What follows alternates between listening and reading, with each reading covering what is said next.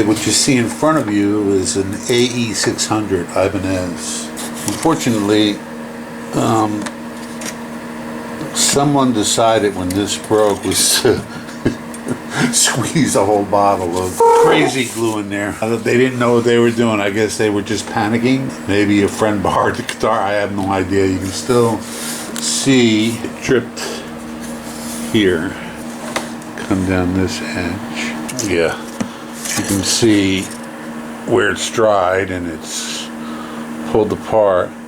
Sadly, they left the pins in there, right? So you can imagine, as a tech, you can figure out what went wrong here. They left the strings on. Sad, you know. These are glued in the hole.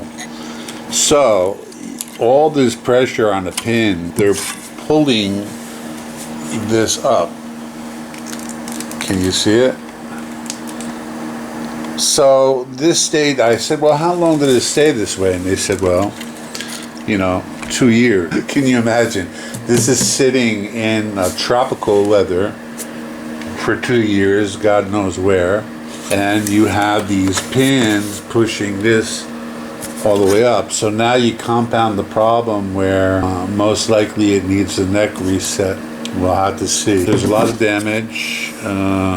I don't know what they did. The truth is, I broke most of them free already. So, anyway, I just wanted to create a little suspense. But at first, when I tried to get them out of here, they wouldn't come. They were glued in there pretty tight. So a little bit of a heat gun. Me and Ibanez go a long way back, probably like a lot of you folks out there.